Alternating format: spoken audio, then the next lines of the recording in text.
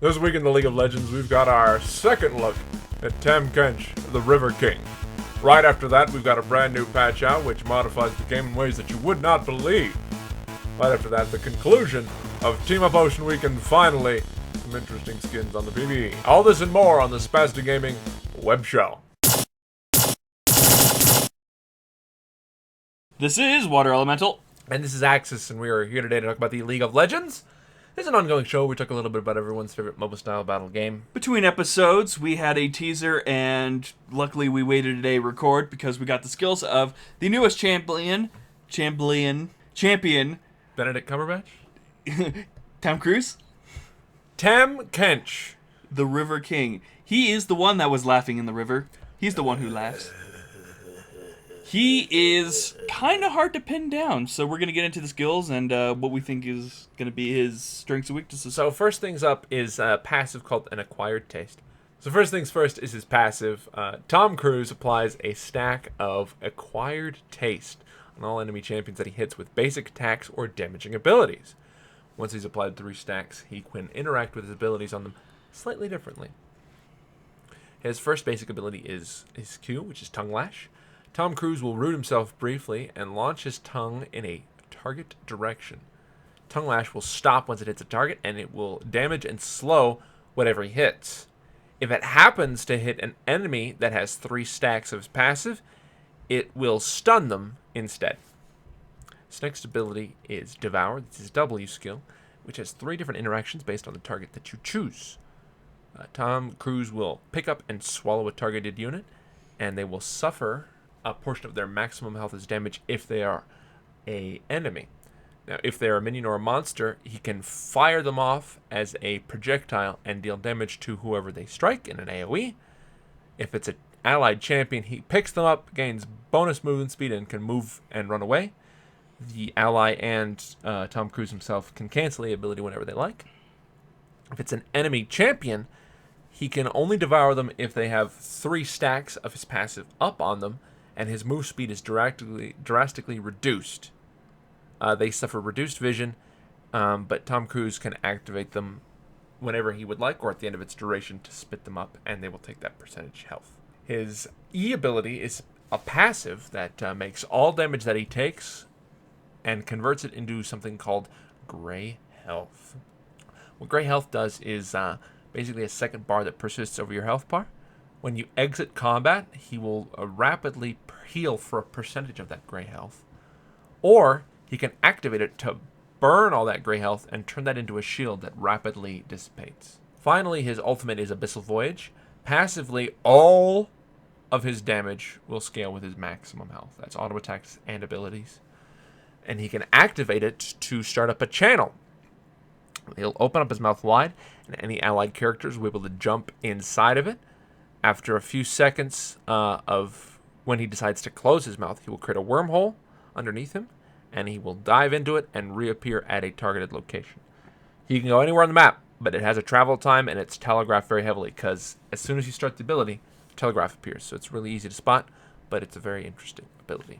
Very cool skills. You said he looks a lot like Pit Lord from Dota 1. He's got a couple of similar abilities, but Pit Lord's not even out for Dota 2, so who knows what he's going to look like in Dota 2. He'll look like Tom Cruise. But yeah, I'm really interested in some of his skills. They're saying that he can either be a top lane bruiser or a bottom lane support. A lot of people are thinking he might be a good jungle, but you really have to know what targets you can eat and what you can't. You can't eat Baron, you can't eat Dragon, or the buffs. But anything else is fair game. So he's no Syndra. No. You can pick a blue buff and throw it into lane.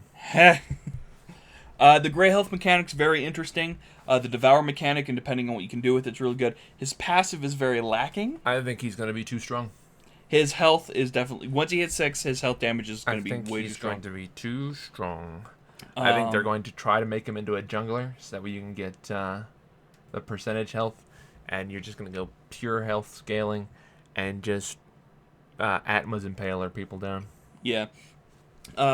Some things I can find really interesting about him is you can do a 3-person thing with his ult. If he is your top lane, and then you have a Callista, and then the support. Callista ults, he ults, travel down the lane. That's right. Surprise! Say hello. But I think he has a lot of troll potential too. Just randomly eating people will be kind of funny. Yeah, but only if he gets 3 stacks. He is a ranged character, so that's interesting. Yeah. He also, if there are ultimates active like cannons or fiddlesticks, if he eats them, the effect will still continue, but you'll get the increased move speed. So you eat a fiddlesticks, you'll get the increased move speed, and it'll still be able to deal damage.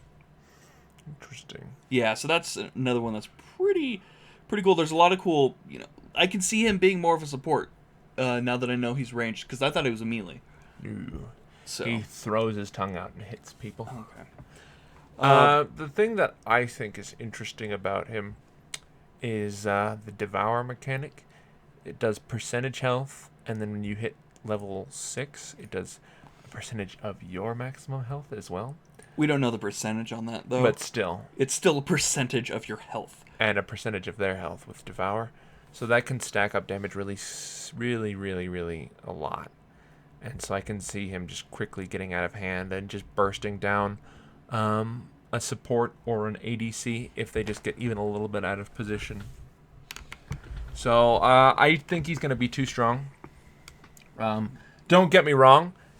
I like to play my supports like carry assassins. It's why I play Mana Blitzcrank. It's why I play kind of AP tank Leona. I like playing supports that have assassination potential against squishy targets strictly. And so I really want to see him be that, but I just fear that he is too strong. See, his playstyle is a lot like I like to play. I like to play Nautilus as a tank that goes in there and is distracting and breaks up fights and just wreaks havoc. Like, Nautilus goes in, you start doing your ult, you do that stuff, you create chaos in their ranks. And this guy's like, I'm going to eat one of your guys, I'm going to stun another one of you guys, and then I'm going to puke that guy back up at you, and you're going to take a lot of damage while you're at it. It's like, that's going to be fun. Take out one carry, have your team take out another one, puke out the carry, finish it off. A lot of potential. See, I play Blitzcrank kind of as my endgame assassin in that I get Manamune into Muramana. Reverse that.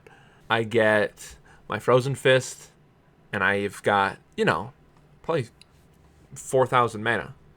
So, basically, team fight starts, I just run past everyone with overdrive, punch their carry in the face, hook them, ult them, and their whole team turns like, you can't do that.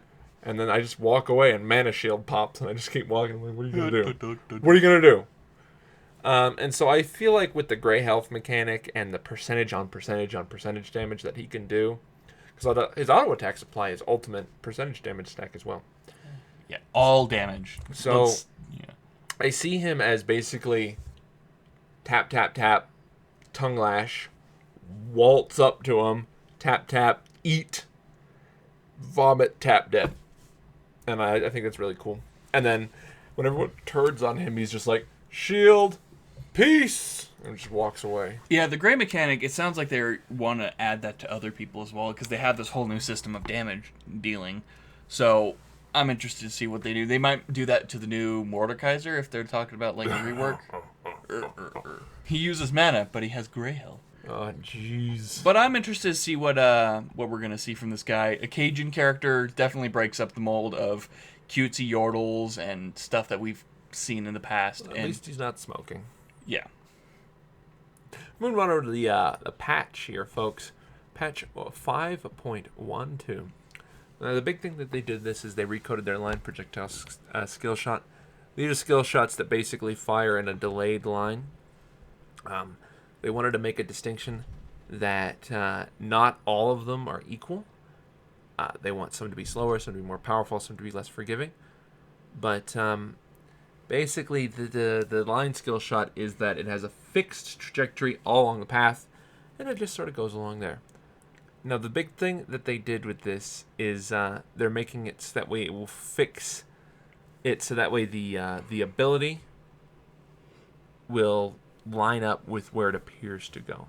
So things where it's kind of weird to toss something or pick something up, or what it collides with, or Kinda the like- size of the hitbox. They've been narrowing a lot of the hitboxes of projectiles recently, and it's because of this. And so they're trying to rehaul it now Yeah, to make because it more intuitive and update a lot faster with the server. Leona, I know Blitzcrank, they did a lot of things that have, huge like hitboxes shouldn't be hitting at certain points. Like they would hit around the box where the projectile. And they would warp over and Yeah. then pull them. Oof. It was so weird. So yeah, this is a change that we're gonna have to get used to, especially if you play like Ezreal, Xeraths, anything like that. Nautilus is the one I'm gonna have to get used to. So first on the chopping block is Ashe. Ranger Focus now only grants 1 stack per volley or for Enchanted Crystal Arrow. So if you hit multiple people with volley or Enchanted Crystal Arrow, you don't get more stack of focus. Sorry. Braum, damage on Winter's Bite went up by about 10 per rank. And the cost in terms of mana went down by about 10 per rank. Who can argue with that? Echo, oh, who could have seen this happen? Oh man! Who could have seen this happen? If only he could see the future. His mana growth went up, lucky him, but his base attack speed value went down, so he attacks a little bit slower, but his attack speed growth went up, so he gets a little better at later ranks. His passive base damage went down quite significantly. The base damage went to 10, and the damage per level went to 10. So that's what? That's 18. That's 23 total damage loss at cat level. That sucks. Time Winder, initial hit damage was cut in half on its ratio, that is. And Chronolink now has a mana cost and a damage radius because no-cost ultimates are a little bit silly. Yeah, his damage radius went down from 400 to 375. So yeah, that alone is just like haha. But the cost to it, you can't just pop it whenever you feel like. Now you actually have to save up a reserve of mana, so you can't just burn everything and leave without Yay! You actually have to pay attention to that stuff. Elise Navida, Skittering Frenzy no longer grants on-hit heal for Elise and her Spiderling's basic attacks. However, her ultimate now has an innate heal on basic attacks that has an ability power ratio. Additionally, her Repel will now increase the healing that she gets from Spider Form attacks by 40 to 100% for 5 seconds upon landing from the Repel. So, pretty nice. Yeah, at first we're like, oh man, she got nerfed. Another Elise nerf? Where did this come from? Galio, Idol of Durand, damage went down by 20 to 10 to 40 at all ranks. The damage increase based on the amount of hits that he takes doubled. And the maximum damage cap doubled.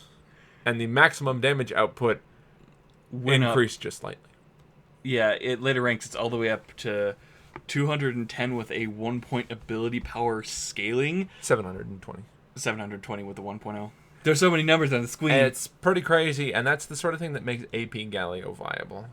But who plays Galio? Seriously. Gragas. They still don't know what to do with him. Health regen went down. Health growth went down. Barrel rolls slow duration went down. Barrel rolls slow duration will increase the longer that it sits there. So that's good and bad. The health is definitely going to hurt him. J4 cooldown on his E actually scales now. And the standard will no longer confuse pathing of jungle monsters, so it won't count as a collidable with them and mess up their pathing. For Ajaxomania, the magic resistance has went up by 10, 15, and 20%. And for Lux, the W now shields as soon as she casts it, and then it shields normally as it comes back, which is helpful. Lucent Singularity, the slow zone radius has increased by 50 in an area around. It can be recast in flight to detonate on arrival, which is extremely helpful. It now has a neat light swirl to indicate when the ability is ready to detonate. So, that's really great. Oh, look. Poor Malphite. Oh, look, who's back? Malphite. So, the damage on Brutal Strike went down again.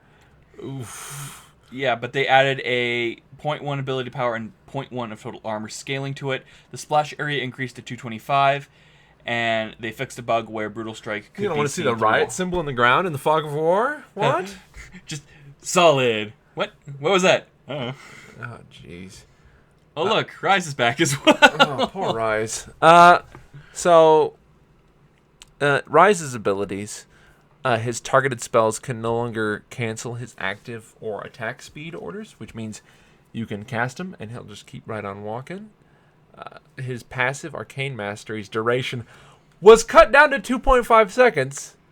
The stack duration was cut down to 10 seconds, but the cooldown between gaining stacks was removed. So, this is pretty nice, but we'll see. This is now a dump your load tool setup. Overload's got a new passive, which will increase the duration of supercharge by 3, 3.5, 4, 4.5, and 5 seconds, which is pretty wild. Now this increases it 2. It's not additive. So it can go up to 5 and not like 7.5. Now the base damage on it went up at later ranks, but was reduced at early ranks. And the mana cost was flatlined at 40 at all ranks. The missile width, however, was increased just slightly. Rune Prison got an increase in duration at low ranks and a reduction in duration at lower ranks, and the base damage was reduced at high ranks and increased at low ranks, which is good and bad. Oh, Trundle, my man. My friendly guy. So, Trundle, what they did to him is nice. At later ranks, his Subjugate, his ultimate, percentage health drain went from 24 and 28 to 27.5 and 35%. I like this. I don't want more people playing Trundle, so I don't know how I feel. Zillion's ultimate has a bug fix, so that way you can fire Q into Q without having to wait for the cast time, which is great. And Anivia got a new splash art. Now they added a new jungler item. This is called Rune Glaive Prism. Yeah, it's an enchantment. The recipe is the 2-tier jungle item plus Sheen plus 200 gold for a total of 2,250. Ability power 40, cooldown reduction of 10%, 200 mana, and the unique passive of Spellblade. After using the ability, next base attack is converted into magic damage, dealing 75 base damage plus 0.3 ability power, bonus damage on hit in an area effect around the target, and restores 8% of your missing mana. So this is crazy. This is like a Frozen Fist for magical characters. That's awesome. Yeah, and it's a jungling item, so that's really good with... It's AoE, I think, is the crazy part. So, characters with really good single target that cast a plethora of spells, I don't know, Fiddlesticks, for example, it's going to do really well with this item. And, yeah, they talked about it, and they're finally doing it. They rehauled the defensive mastery tree. The damage reduction of oppression got changed to 2%. However, it is now lower in the tier. Runic Blessing has been removed from the game. Tenaciousness now only grants 10% tenacity. However, it is much lower in the tech tree. Legendary Guardian is now a 1-point talent, and it grants you 3 armor and magic resistance per nearby enemy champion. Enchanted Armor now is 4 points in total and will increase your total bonus armor and magic resistance from 2.5 to 10% instead of 2.5 to 5%, which is cool.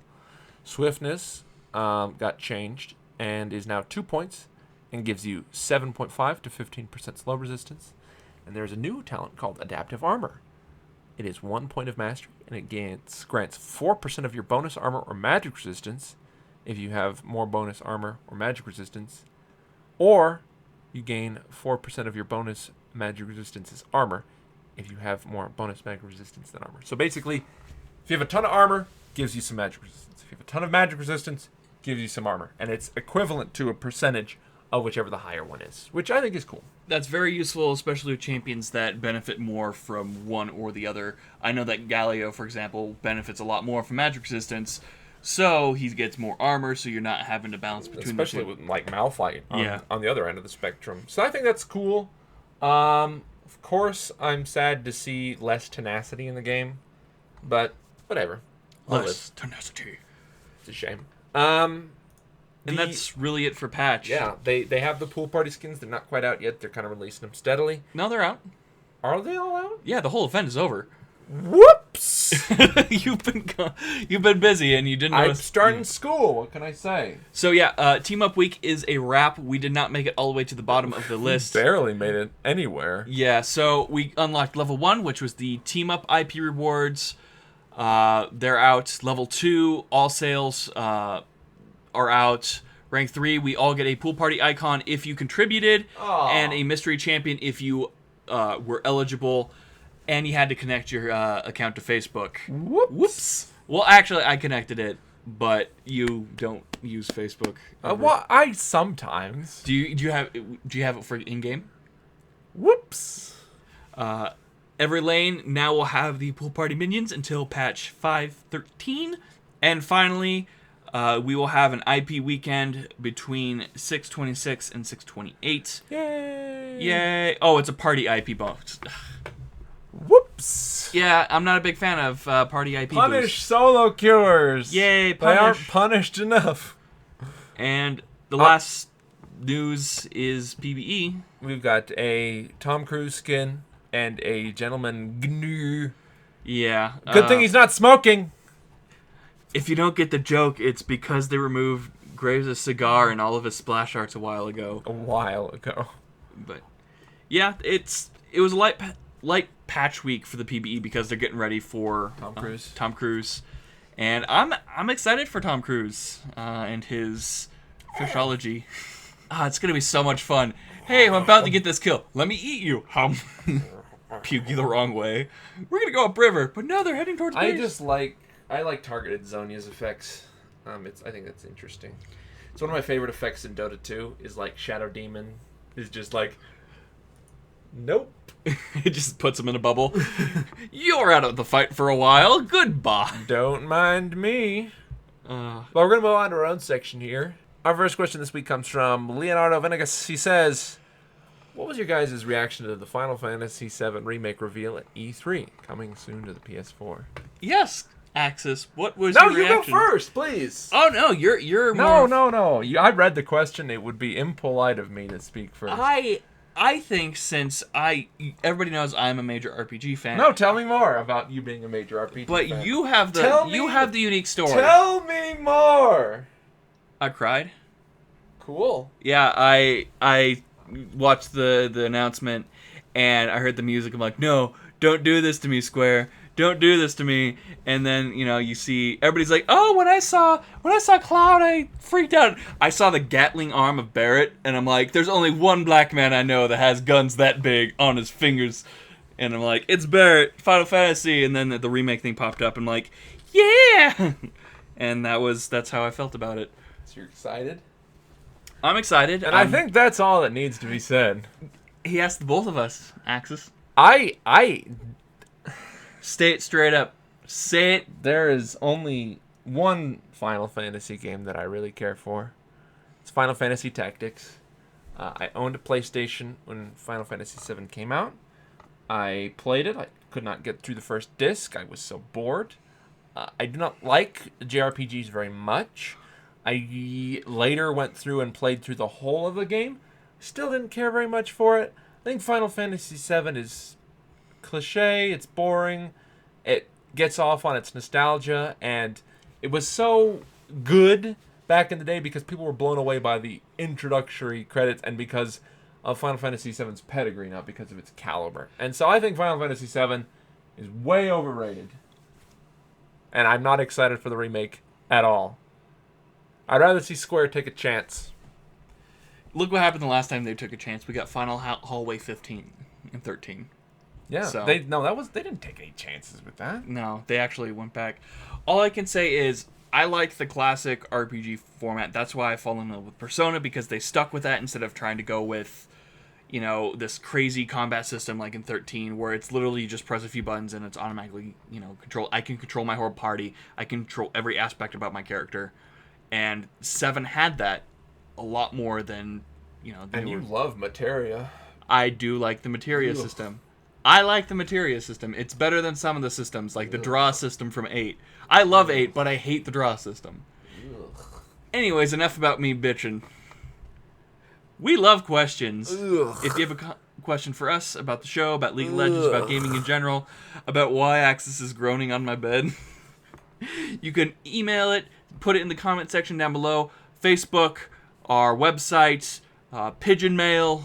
What is our email, by the way? spastigaming@gmail.com. You do this so often, I don't... Where are the links to our Facebook, Twitter, and webpage located? I'm not sure.